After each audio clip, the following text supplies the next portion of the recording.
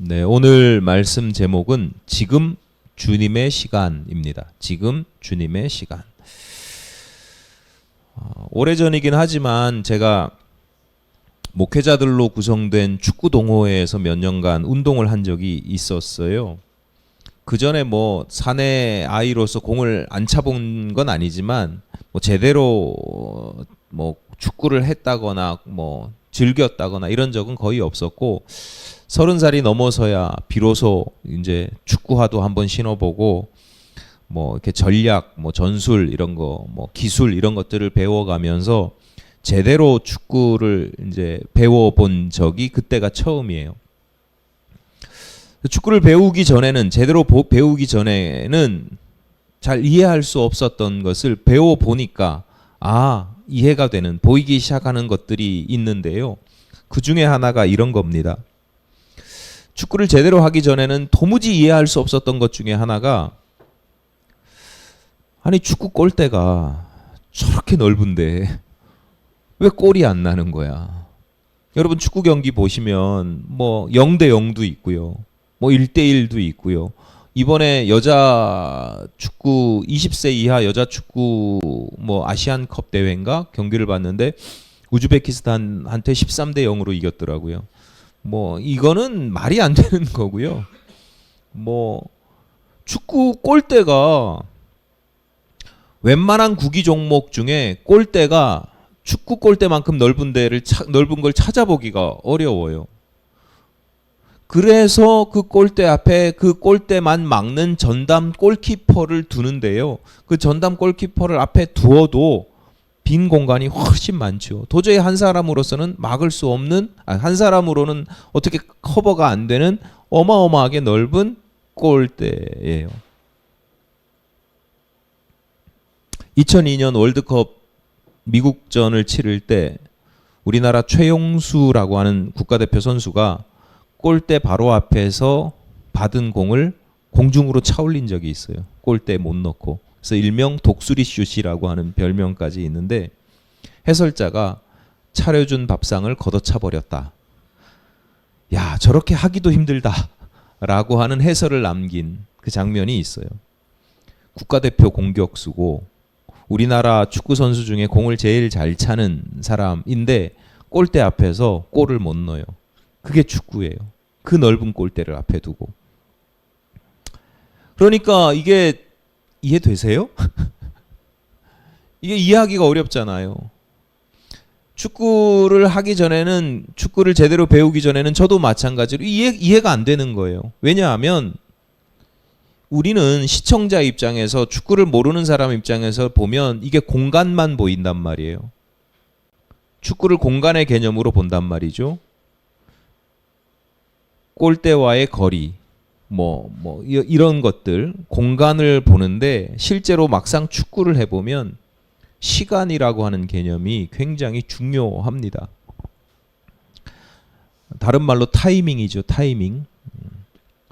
눈앞에 골문이 활짝 열려 있어요. 저렇게 넓은 골대가 없어요. 그런데 잠깐 멈칫하는 순간, 잠깐 갈등하는 순간, 잠깐 내 골대가 아닌 공을 잠깐 보는 순간, 그 아주 찰나의 짧은 순간 사이에 그 문이 확 닫혀버려요.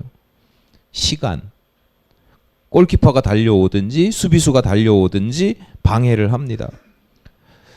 축구를 잘한다고 하는 건 킥도 잘하고 슛도 잘하고 드리블도 잘하고 패스도 잘하고 공간적인 움직임이 막 좋아야 되는 것만이 아니고 최고의 선수들은 거기에 한 걸음 더 넘어서서 타이밍을 알아요. 지금은 슛을 해야 될 때인지 페이크를 해야 될 때인지 패스를 해야 될 때인지 타이밍을 잘 알고 그 타이밍을 놓치지 않고 심지어 세계 탑 클래스의 탁월한 선수들은요 타이밍을 만들어내요. 시간을 조율을 하는 거예요. 상대방 수비수를 흔들어서 공간만 얻어내는 게 아니라 패스할 수 있는, 슛할 수 있는 시간을 벌어요. 그러니까 축구를 잘하는 선수들은요 시간이 내 편이야. 시간을 내 편으로 삼고 내가 시간을 주도적으로 막 사용을 해요. 근데 못하는 선수들은 끌려다녀요. 늘 시간에 끌려다녀요. 뭐 하기가 바쁘고 버겁고 막 쫓아다니기가 바쁜 거예요. 우리가 물리적인 시간에 지금 이 시간도 11시 24분, 25분 이렇게 몇 초 이렇게 시간이 넘어가는 물리적인 시간은 똑같은 시간을 우리가 살아가거든요. 누구에게 더 많은 시간이 주어지거나 누구에게 더 적은 시간이 주어지는 게 아니고 똑같은 시간, 물리적으로는 같은 시간 안에 놓여 있고 같은 시간을 살아가지만 상대적인 의미에서는 그 가운데 나의 시간을 살아가는 사람이 있어요. 그 시간의 주도권을 상대방에게 주지 않는 사람이 있단 말이죠. 우리 인생살이도 마찬가지예요. 축구 경기뿐만 아니라 우리가 모두 같은 시공간을 살아가는데 그 가운데요, 잘 살아가는 사람이 있고 잘 못 사는 사람이 있어요. 무슨 경제적인 이야기, 빈부부 차이를 이야기하는 게 아니라 내 인생을 잘 살아가는 사람이 있고 잘 못 살고 허덕이고 버겁고 막 이렇게 힘들게 살아가는 사람들이 있어요. 여러 가지 요인들이 있는데 그 중에 하나가 시간이에요. 시간. 잘 살아가는 사람들은요, 시간을 잘 활용해요. 타이밍이라고 하는 단어로 표현을 하면 지금 내가 무엇을 해야 될 타이밍인지를 잘 알고 그 타이밍을 잘 준비하고 놓치지 않아요. 준비를 미리 해놓으니까 여유가 있잖아요. 그런 사람들이 잘 살아가는 거예요. 잘 못 살아가는 사람들은 어때요? 늘 쫓기잖아요. 시간에 쫓기고. 여러분 한번 보세요. 우리가 살다 보면 어떤 사람이 타이밍을 기가 막히게 잘 잡아가지고 투자에 성공하고 뭐 대박을 칠 수도 있어요. 예를 들어서. 근데 운이 좋아서 그런 경우가 있고 원래 그 사람이 시간을 주도적으로 잘 활용하는 사람이 있어요. 어쩌다가 뭐 목사가 이런 표현 쓰면 그렇지만 재수가 좋아서, 재수는 이게 무교적 용어거든요. 이게 무당 이런 건데 어쨌거나 느낌을 제가 말씀드리려고, 재수가 좋아서 하나님의 은혜로 어쩌다가 타이밍을 잘 기가 막히게 뭘 했는데 기가 막히게 타이밍을 잘 잡을 수는 있어요. 그런 거 말고 늘 시간을 잘 나의 시간을 살아가는 사람들은요, 일반적으로 보면 거의 늘 자기 시간을 살아가요. 그러니까 시간을 잘 살아간다, 나의 시간을 살아간다는 것이 그 사람의 실력이에요. 뭐 대단한 진리도 아니죠. 누구나 다 알고 있습니다. 그래서 종종 듣는 이야기, 우리가 종종 하는 이야기 중에 하나가 뭐냐면 모든 것에는 다 뭐가 있다? 때가 있다. 때를 알고 때를 잘 활용하려면 때가 있다는 걸 알아야 되잖아요. 그러니까 우리가 다 아무리 발버둥 쳐도 안 돼. 그러면 옆에서 조언을 하죠. 다 때가 있는 거야. 성급해하지 마. 이렇게 이야기를 한단 말이죠. 우리 다 알아요. 모든 게 때가 있다는 걸 모르는 사람 아무도 없어요. 아무리 발버둥 쳐도 안 되는 때가 있고 그냥 가만히 있어도 신기하게 저절로 뭐 물 흐르듯이 잘 흘러가는 때가 있어요. 수천 년 전에도 마찬가지입니다. 전도서 3장 1절부터 8절까지입니다. 길지만 제가 읽어드리겠습니다.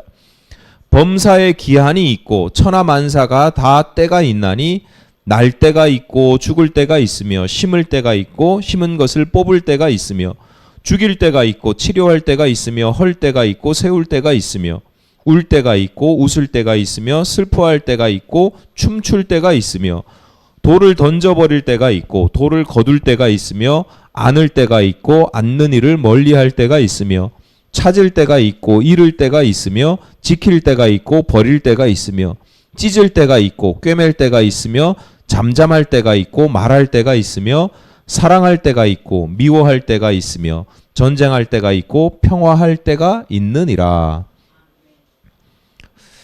제가 설교 준비하면서 전도서 3장 이 말씀을 인용해야 되겠다 하면서 고민이 살짝 되는 거예요. 어떤 고민이 있었을까요? 너무 길어 이거. 저 개인적으로 길고 지루한 걸 참 힘들어합니다.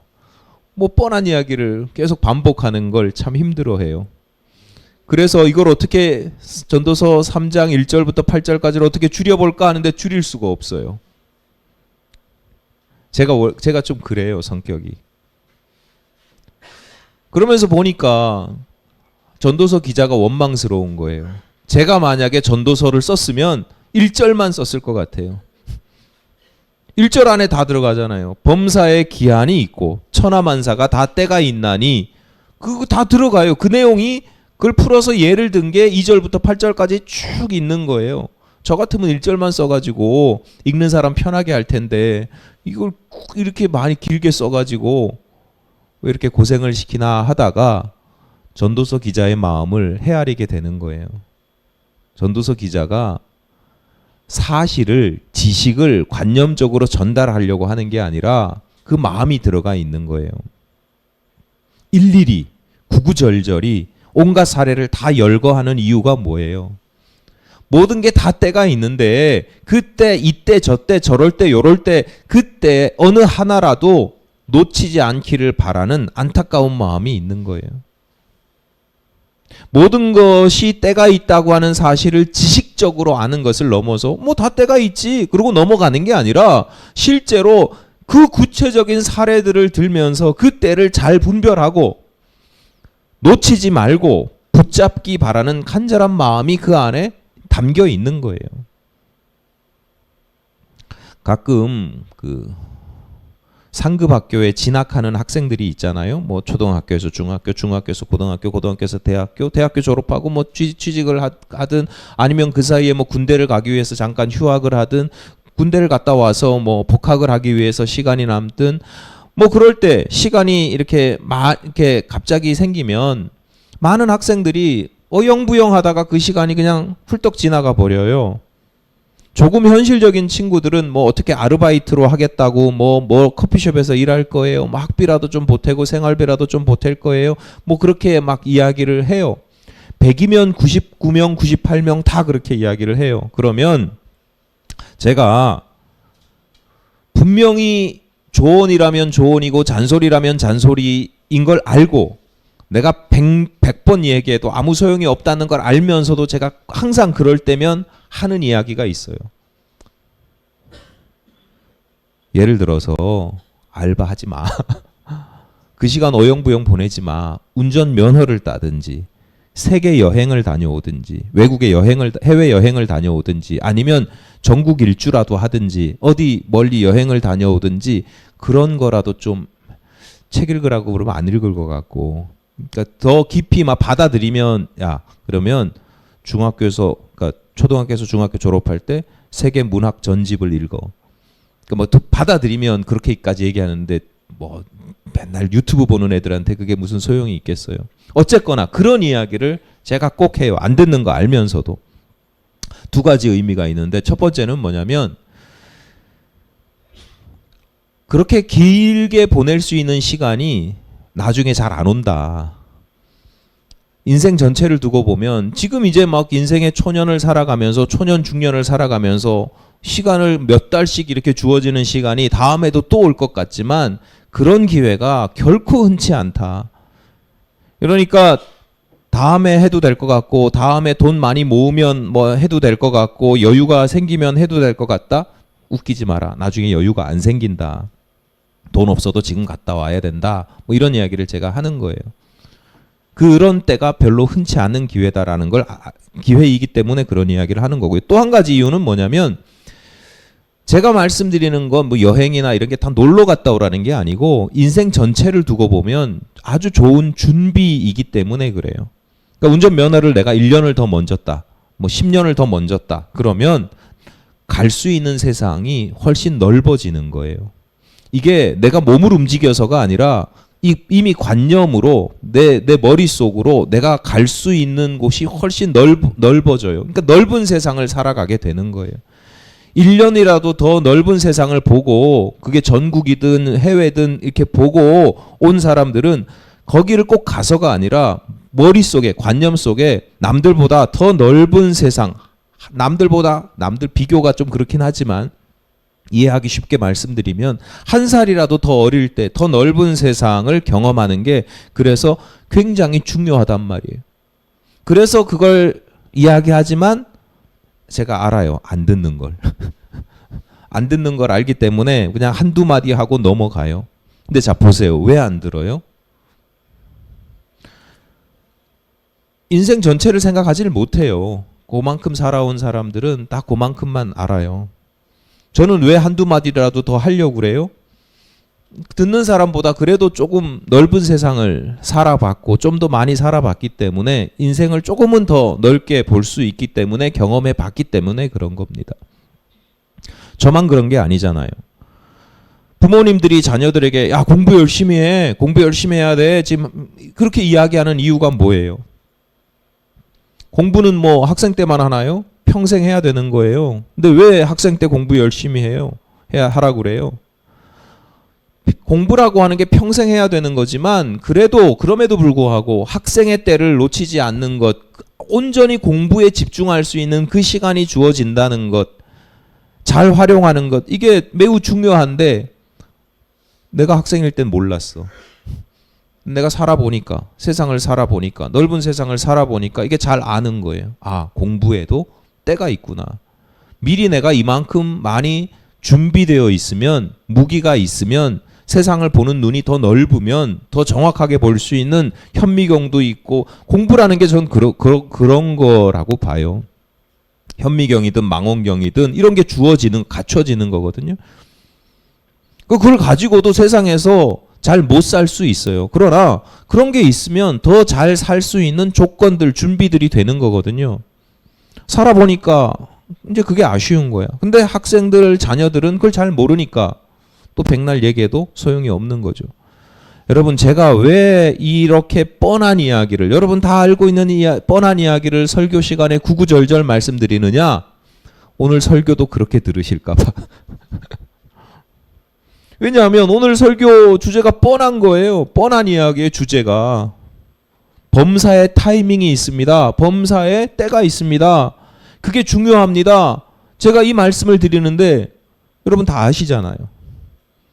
모르시는 분 아무도 안 계신단 말이에요. 그런데 그 때가 있다라는 걸 얼마나 내가 절절히 느끼며 내 삶 속에 어떻게 구체적으로 적용할까를 고민하면서 들으시면 여러분 인생이 변화가 되겠지만, 뭐 그래 맞아, 그래 맞는 얘기야, 나도 알아, 맞아 그렇지, 그리고 끝나면 그냥 끝나는 거예요. 나도 아는 이야기, 아멘 하지만 나도 아는 이야기, 동의하는 이야기로 끝나지 마시고, 그래 타이밍이 중요한데 지금이라고 하는 지금 이때에 내가 붙잡아야 할 게 무엇인지를 깨닫고 그 타이밍을 놓치지 말고, 그래서 여러분의 인생을 보다 더 잘 살아내시는 계기가 되기를 바랍니다. 오늘 말씀을 통해서 여러분의 인생이 조금이라도 더 넓은 세상을 살아가기를, 좀 제대로 살아가기를, 거기서 더 나아가서 거룩하게 살아내시기를 간절히 바랍니다. 오늘 본문은 예수께서 제자들과 함께 사마리아라고 하는 지역을 지나갈 때의 대화입니다. 35절입니다. 대화라기보다 이제 그 대화 중에 예수님의 말씀만 이제 인용한 건데, 뽑은 건데, 35절, 너희는 넉 달이 지나야 추수할 때가 이르겠다 하지 아니하느냐? 그러나 나는 너희에게 이르노니 너희 눈을 들어 밭을 보라, 희어져 추수하게 되었도다. 자, 넉 달이 지나야 추수할 때가 이르겠다라고 하는 표현을, 이게 정확하게 무슨 뜻인지, 그러니까 넉 달이 지나야 추수하게 되겠다라고 너희들이 이야기한다. 이걸 두 가지로 보통은 이야기를 하는데, 하나는 뭐냐면 그 시대에 속담처럼 관용구일 것이다. 속담처럼 하는 이야기.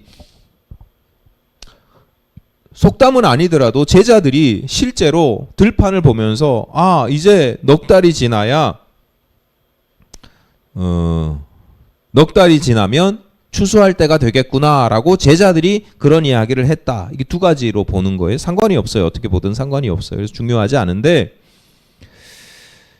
어쨌거나 제자들이 속담을 인용했든 들판을 보면서 하는 이야기든 세상을 보면서 들판을 보면서 제자들이 판단하는 게, 아, 넉 달이 지나면 추수할 때가 되겠구나라고 하는 이야기를 하는 걸 예수님이 들으셨다라는 거예요. 넉 달이 지나면 추수할 때가 되었다. 추수할 때가 가까웠어요? 멀었어요? 그러니까 농사를 안 지어 보신 분들은 농사의 주기가 얼마나 될까? 농사 한 번 지으면, 우리 이제 북반구, 우리가 위도가 어느 정도 되나요? 뭐 30몇 도, 40도, 뭐 요 정도 우리나라에 사는 사람들은 농사의 주기를 1년으로 이해하는 경우가 종종 있지요. 농사를 안 지어봐서. 근데 농사를 지어보신 분들은 씨 뿌리면 추수할 때까지 얼마나 걸려요? 또 1년이래. 씨 뿌리고 씨 뿌리고 다음에 또 씨 뿌릴 때까지는 1년이 걸리지만 씨 뿌리고 추수할 때까지는 얼마나 걸려요? 네, 길면 6개월 정도예요. 뭐 3, 4개월 저 채소 같은 거 3, 4개월도 되고 모종을 심으면 더 빨리 이제 거두게 되고. 농사 지어 보신 분들은 알지요. 3, 4개월, 길면 5, 6개월 그 정도면 한 주기예요.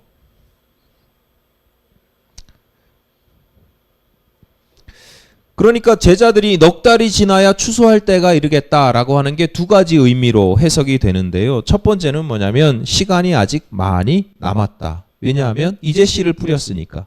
이제 씨를 뿌려서 이제 막 싹이 나기 시작하니까 넉 달이 지나면 추수할 때가 이르겠다라고 하는 제자들의 이야기가 아직 좀 시간이 많이 남았습니다. 이런 뜻으로 했다라고 볼 수 있는 거죠. 또 한 가지 해석은 넉 달이 지나면 추수할 때가 이르렀다라고 하는 것을 이제 그러면 우리가 추수를 준비해야 되겠다. 넉 달이 지나면 추수할 때가 오니까 추수를 미리미리 잘 준비하고 추수를 사모하고 기대하고 고대하고 준비해야 될 때다. 이 두 가지로 해석이 가능하다는 거죠. 이에 대한 예수님의 대답은 제자들의 이 어떤 두 가지 의미 중에 어떤 것이 됐든 이에 대한 예수님의 대답은 제자들의 이야기하고는 전혀 상관이 없는 이야기를 하시는 거예요.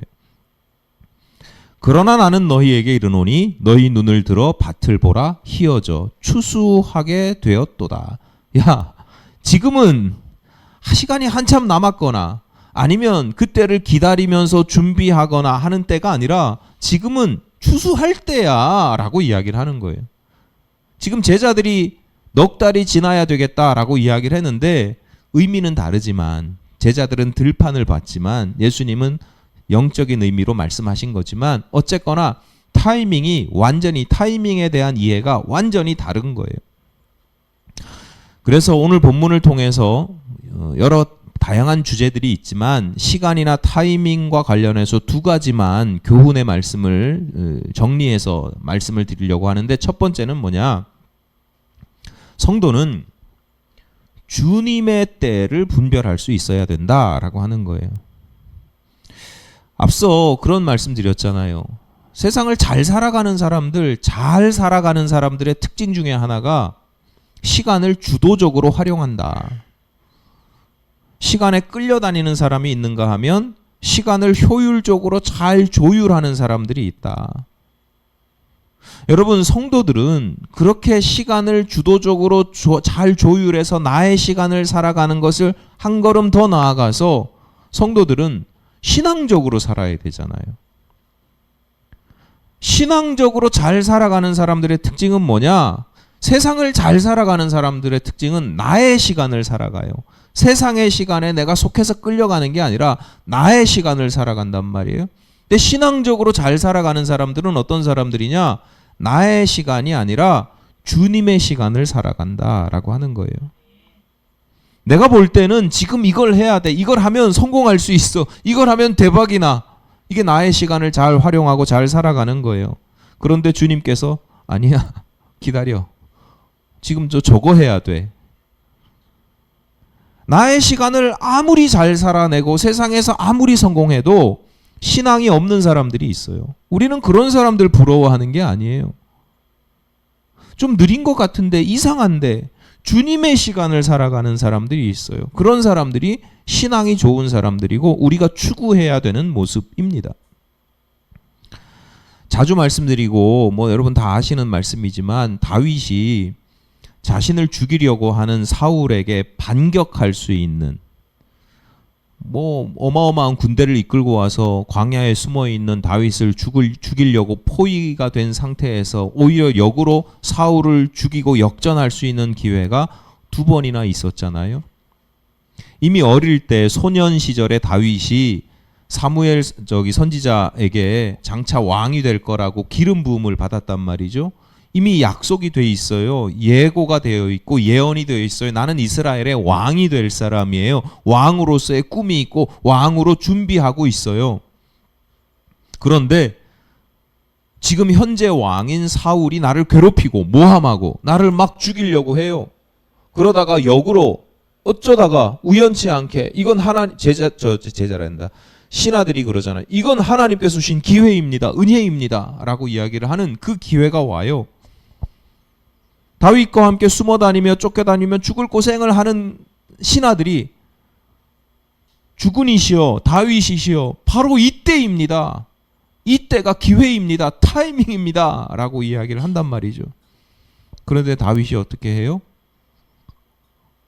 아니야. 하나님의 때를 기다려요. 이게 내 손에 피를 묻히는 게 아니다. 하나님께서 하실 거다. 이렇게 이야기를 하지만 바꿔보면 이게 하나님의 때, 진짜 무르익은 하나님의 때를 하나님께서 바꿔주실 때를 기다려요. 어느 영화에서 나온 대사 중에 그런 유명한 영화 대사 중에 이런 게 있더라고요. 위대한 자는 지도자가 되려 나서지 않고 부름을 받는다. 위대한 지도자는 부름을 받는 거지 지도자가 되기 위해서 위대한 자는 나서지 않는다는 거예요. 이 부름이라는 게 신의 부름일 수도 있고 역사의 부름일 수도 있고 백성들의 부름, 이게 따르는 사람들의 부름일 수도 있지만 요청을 받고 거기에 나서는 자가 위대한 자가 된다. 요즘 총선을 앞두고 있잖아요. 위대한 자는 지도자가 되려 나서는 게 아니라 역사의 부름, 시대의 요구에 응답하는 사람이어야 되는데 그 부름의 때를 알지 못하고 준비되지도 못하는 상태에서 지도자가 되려다가 망신을 당하기도 하고 지도자가 되었다가 역사를 후퇴시키는 경우들이 퇴보시키는 경우들이 얼마나 많습니까? 그러니까 성숙한 인생, 더 나아가서 거룩한 신앙인들은 내가 나서고 싶은 때가 아니라 내가 이때가 기회야 라고 할 때 한 번 더 하나님의 부르심을 들을 수 있어야 되는, 하나님의 때를 분별해야 되는, 하나님 이때입니까? 준비되지도 않았는데 함부로 나서는 성급함을 조심해야 되고 하나님께서 계속 이때야 부르시는데도 듣지 못하고 주저앉는 그 미련함도 주의해야 되는 겁니다. 우리가 얼마나 하나님의 때를 살아간다는 것이 참 쉽지는 않아요. 하지만 하나님의 때를 살아가려고 하는, 하나님의 시간을 살아가려고 하는 인식, 마인드 자체가 있어야 된다라고 하는 겁니다. 어떻게 해요? 간단합니다. 늘 말씀을 가까이 하고 늘 기도하고 그래서 깨어 있어야 되는 겁니다. 아브라함이 하나님께서 약속의 아들을 주시겠다고 하셨잖아요. 믿었잖아요. 기다렸잖아요. 근데 아무리 기다려도 아들이 생기지 않거든요. 그러다가 아내 사라가 도저히 나는 늙어서 안 되겠으니 내 몸종 하갈을 통해서 아들을 얻으십시오. 그래서 아들을 낳아요. 아, 결국 이게 하나님의 때로구나. 잘못 판단을 한 거죠. 약속의 아들이 아니에요. 그래서 그렇게 얻은 아들 이스마엘이 계속해서 이스라엘 역사의 발목을 계속 잡게 되는 겁니다. 아브라함은요, 민족의 조상, 유대인 민족의 조상뿐만 아니라 믿음의 조상이라고 일컬어집니다. 믿음의 차원에서 아브라함만큼 탁월한 사람을 찾기가 참 힘들 정도로 어마어마하게 탁월한 믿음을 가지고 있는 사람이에요. 그래서 그 믿음을 가지고 하나님의 때를 계속 기다렸어요. 그런데도 아차하는 순간 하나님의 때를 분별하지 못하게 될 때도 있다. 실수할 때도 있다. 그게 우리 인간이 가지고 있는 현실이자 무능이자 실존이에요. 믿음이 좋다고 하는 사람도요, 종종 하나님의 때를 놓치고, 왜냐하면 내 눈앞에 욕심이 보이거든요. 내 눈앞에 저게 하면 될 것 같거든요. 지금인 것 같거든요. 심지어 옆에서 남의 다른 여자를 통해서 아들을 얻는 걸 정말 가장 경계하고 싫어할 아내조차도 그렇게 하라고 하니까 이게 얼마나 하나님의 때처럼 보여요. 오늘 본문의 제자들도 마찬가지입니다. 다 그런 거예요. 그래서는 안 되지만 그럴 수 있어요. 그만큼 미련하고 어리석은 게, 하나님의 때를 분별하지 못하는 게, 그게 성도의 실존이고 현실이에요. 그래서 포기해야 되느냐? 그러지 말고. 그렇기 때문에 성도들은 늘 수시로 겸손하게 하나님의 때를 지속적으로 물을 수 있어야 된다. 지난번에 한번 여쭤본 거 말고, 그때 한번 실패한 거 말고, 그때 한번 넘어진 것 말고, 계속해서 말씀과 기도 안에서 계속 거하면서 수시로 하나님의 때를 여쭈어 봐야 된다. 그래서 하나님의 때가 되었다면서 내 욕심을 하나님의 때로 위장하지 말아야 되고, 내 게으름이나 미련함을 아직 하나님의 때가 되지 않아서요 라고 핑계하지 않아야 된다라는 거예요. 다 케이스 바이 케이스고 사람마다 다 다르고 하니까 어떻게 이때다 저때다 말씀드릴 수 있겠어요. 그러나 여러분이 적어도 하나님께 그 때를 여쭤보고 결정하고 여쭤보고 움직이는 그런 삶의 자세만 가져도 여러분 굉장히 성숙한 하나님의 때를 분별하는 삶을 살아갈 수 있다. 그러니까 늘 주님을 가까이 하시고 주님의 때를 물으면서 살아가시는 거룩한 신앙의 습관을 가지시기를 바랍니다. 또 한 가지 말씀을 드리면, 지금이 바로 주님의 때, 주님의 시간이라고 하는 거예요. 시간, 때 이런 걸 머릿속으로 관념적으로 이해를 하면, 그래, 가장 좋은 때를 분별해야 돼요. 가장 좋은 때가 언제이지? 라고 이렇게 분별하고 자꾸 이렇게 기도하고 여쭤보고, 이게 관념적으로 보면 그래요.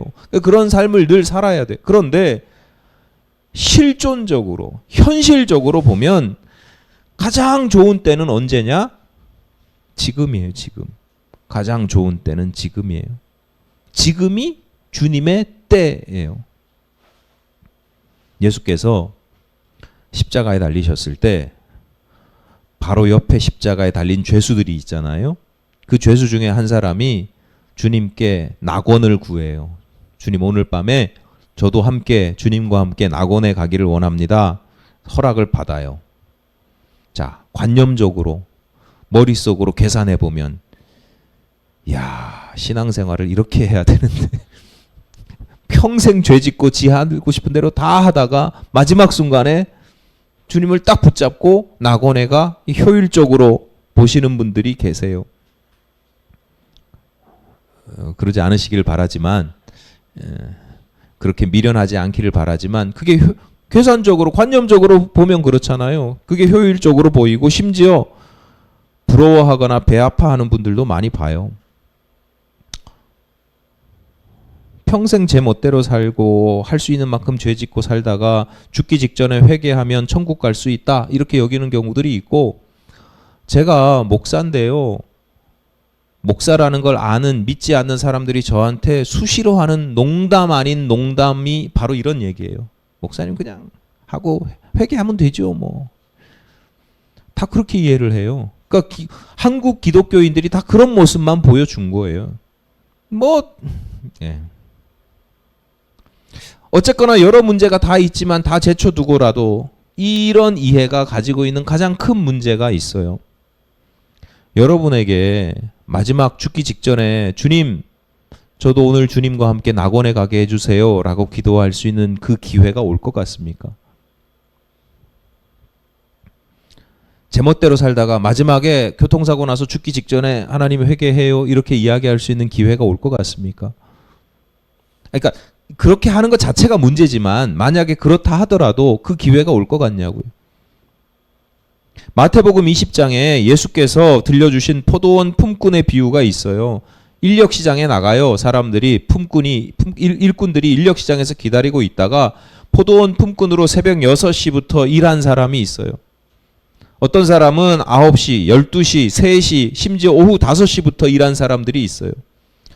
포도원 주인이 가장 뒤에 온 사람부터 일당을 계산해 주는데 1시간 일한 사람도 하루 일당 한 데나리온을 주고 12시간 일한 사람도 한 데나리온을 주는 거예요. 그러니까 먼저 온 사람들이 원망했다는 거예요. 아니 왜 우리도 저 사람들하고 똑같이 한 데나리온을 줍니까? 이 비유의 마지막 교훈의 말씀이 마태복음 20장 16절에 이렇게 기록됩니다. 이와 같이 나중된 자로서 먼저 되고 먼저 된 자로서 나중되리라. 나중에 온 사람은 1시간만 일했는데 하루치 일당을 받아요. 이게 기가 막힌 은혜잖아요. 그러니까 은혜 안에 거해요. 나중된 자는 먼저 돼요.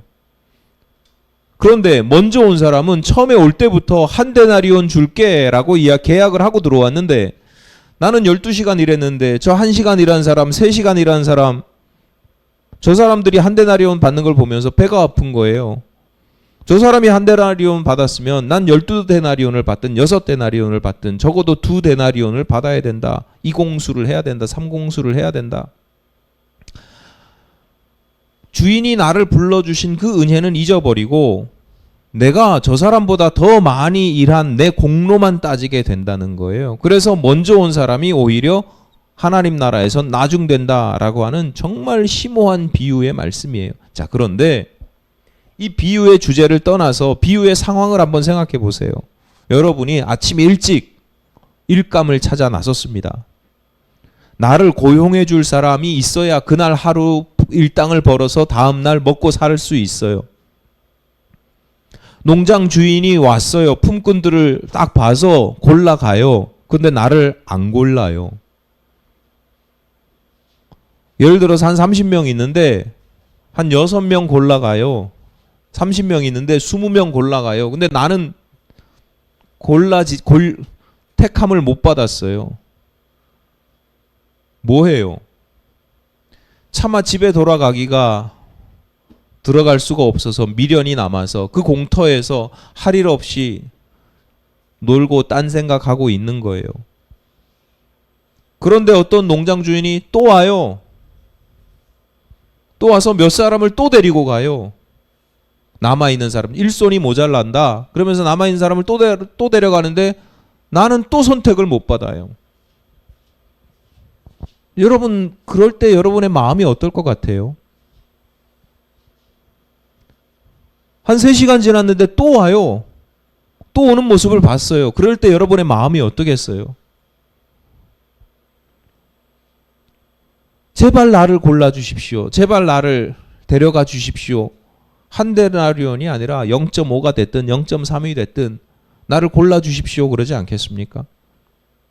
그런데 나를 또 외면하고 지나가네. 다른 사람만 골라가네. 그럼 여러분 마음이 어떨 것 같아요? 이건 나의 무능이 증명되는 거잖아요. 내 자존감은 바닥을 치는 거잖아요. 저 사람들 다 데려가는데 나만 이상한 사람이 되는 거잖아요. 모자란 사람이 되는 거잖아요. 자존감은 바닥을 치는 거죠. 여러분, 앞서 예수님의 비유를 지식적으로 관념적으로 계산적으로 해보면 오후 5시에 와서 1시간 일한 사람이 진정한 승자 같아요. 1시간이라고 한 데나리온 받았으니까 이게 계산이라서 그런다니까요.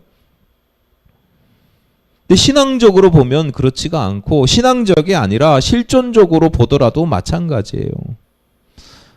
아침 6시에 한바탕 쑥 사람들 데려가고 여러분 공터에 남아있는데 9시가 됐는데 누군가 몇 사람 더 데리고 가겠다고 그래서 여러분 데리러 온 그 사람 앞에서 난 3시간 더 기다려 볼 거야.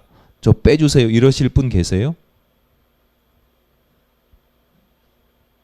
난 12시가 됐는데 남아있다가 또 포도원 주인이 저기서 오는데 난 좀 있다가 오후 3시에 잡혀가야지. 그러려고 숨어 있으실 분 계시냐고요. 오후 3시에 또 오신다는 보장이 어디 있어요? 5시에 오신다는 보장이 어디 있어요? 아침 6시에 택함을 받는 사람도 자기 인생의 그 시간이 마지막 시간이에요. 오전 9시에 택함 받은 사람도 자기 인생의 마지막 기회고 12시, 3시, 오후 3시 다 마찬가지예요. 이건 마지막 기회, 마지막의 마지막 기회지 다음 기회를 보장받을 수가 없는 거예요. 수치로 생각하시면 안 돼요. 그들에게는 바로 지금이 구원의 기회이고 마지막 기회였다고 하는 거예요. 인생을 좀 더 잘 살아가고 싶어 하고 신앙생활을 내가 좀 더 잘 믿는 참 신앙생활을 하고 싶어 하는 사람들은 늘 그때가 언제일까? 그때가 언제일까를 고민합니다. 바람직한 자세죠. 그런데 실제로 잘 살아가는 사람, 잘 믿는 사람들은요. 지금이 내가 무엇을 해야 될 때인지를 묻습니다. 그걸 언제 해야 되지? 이게 아니라 지금은 내가 무엇을 해야 될 때인지를 묻는 거예요. 그리고 실천합니다. 여러분 잘 살아가고 싶어하고 관념적으로 잘 살아가고 싶어하고 잘 믿고 싶어하는 그 열망을 넘어서 여러분이 실제적으로 잘 살아가기를 원하고 신앙생활 잘 믿으시기를 바랍니다. 마냥 그때를 기다리거나 그때를 마냥 그 머릿속에 그때를 분별하려고 하기보다는 바로 지금 여러분 주님께서 여러분에게 하기를 원하시는 그 일이 무엇인지 어떻게 살기를 바라시는지 지금 내가 해야 될 일을 깨닫고 분별하는 것 이것이 필요하다. 지금의 나를 부르시는 주님의 음성을 들으시고 그 부르심에 복되게 응답하셔서 주님의 시간을 살아가시기를 바랍니다. 나의 시간을 잘 살아가는 것을 넘어서 그게 주님의 시간을 잘 살아가는 것입니다.